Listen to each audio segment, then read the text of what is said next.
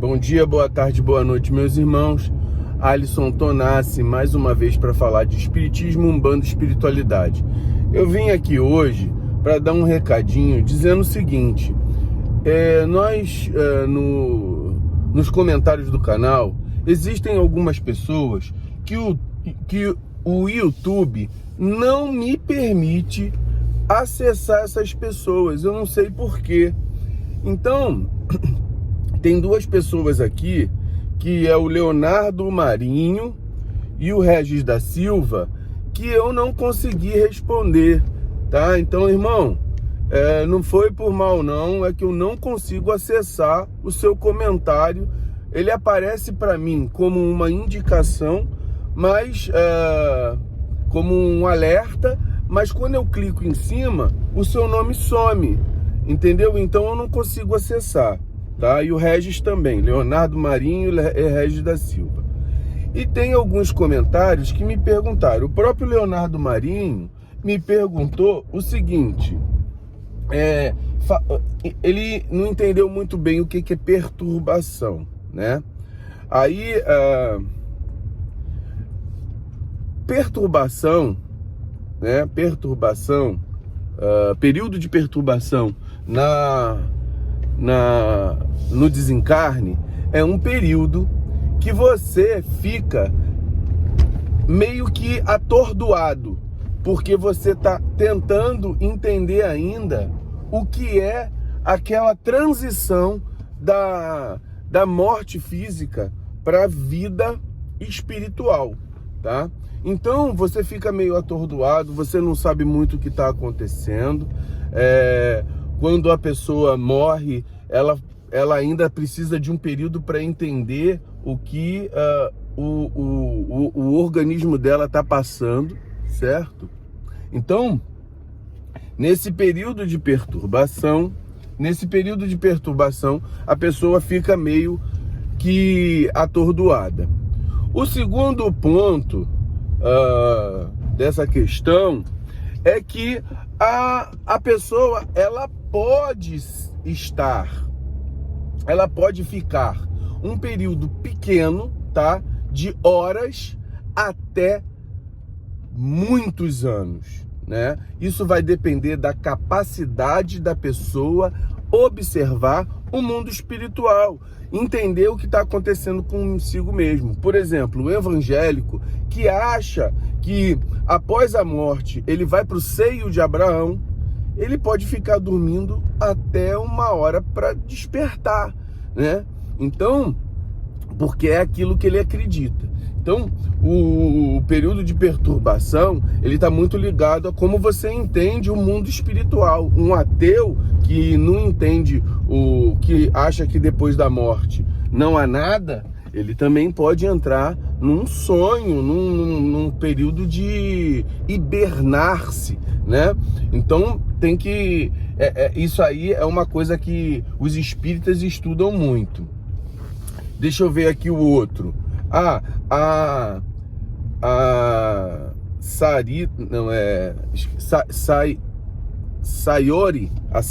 Almeida e a Brenda Beck pergunta sobre as questões do suicídio. O que acontece com o suicídio de pessoas umbandistas? Então, é claro que quando nós falamos sobre essas questões, a gente vai falar dentro daquilo que a gente acredita, dentro daquilo que a gente estudou. Mas não há uma comprovação científica que isso aconteça, tá? Mas a gente fala dentro da nossa fé, a gente fala dentro do conhecimento empírico que nós temos. O que é conhecimento empírico? Conhecimento empírico é a nossa experiência, as nossas observações da própria espiritualidade, né? De espíritos sofredores que cometeram o próprio suicídio, né? Quer dizer, suicídio é o próprio, né?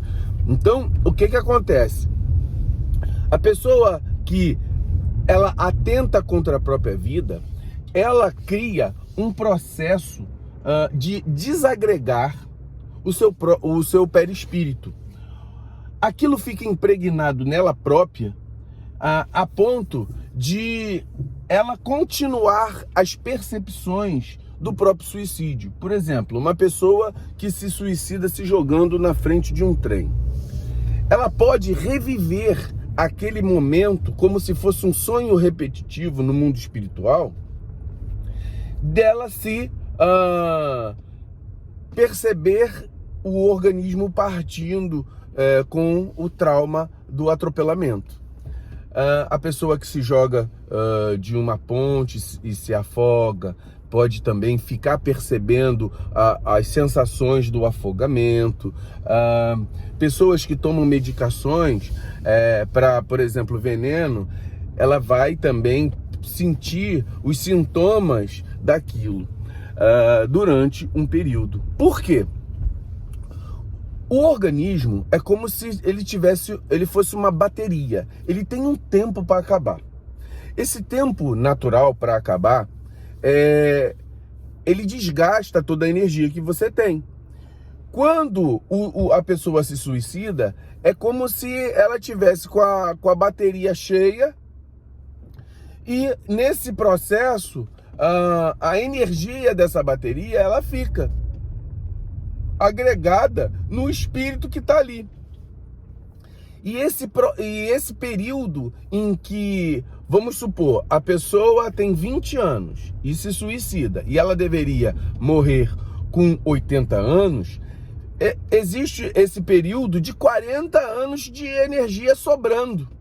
Teoricamente, pelos estudos que nós fazemos, o espírito ficaria desgastando essa energia por 40 anos e 40 anos nas percepções desse sofrimento. É claro que isso não é uma regra. A espiritualidade do bem, dependendo do merecimento da pessoa, ela vai ser ajudada, entendeu? Então, pode existir no mundo espiritual processos que possam drenar essa energia. A espiritualidade é sábia. Agora vai depender do merecimento, vai depender da cabeça da pessoa, porque a pessoa que tem um suicídio, provavelmente ela está numa questão de desespero. Então a mente ela fica perturbada. Então o suicídio em si, e aí não tem a ver com um umbandista. A pessoa que se suicida, ela passa por esse período, né? O que vai acontecer, dependendo do merecimento, dependendo da disponibilidade da espiritualidade, os espíritos que vão auxiliar esse suicida serão espíritos da Umbanda. Espíritos que estão no arquétipo de Umbanda e especializados naquilo. Por exemplo, se a pessoa se suicidou e está grudada no corpo, o Caveira ele tem essa especialidade. A equipe dos Exus Caveiras tem essa especialidade de desconectar os espíritos que estão agregados no corpo físico, ainda sentindo o processo de putrefação. Se a pessoa se afoga e tem sensações de falta de ar, caboclos podem estar fazendo trabalhos com a energia das ervas para que aquela sensação amenize. Então, os espíritos de Umbanda, eles vão estar sempre agregados às pessoas que trabalham na Umbanda, entendeu? Então, fiquemos com axé e a gente possa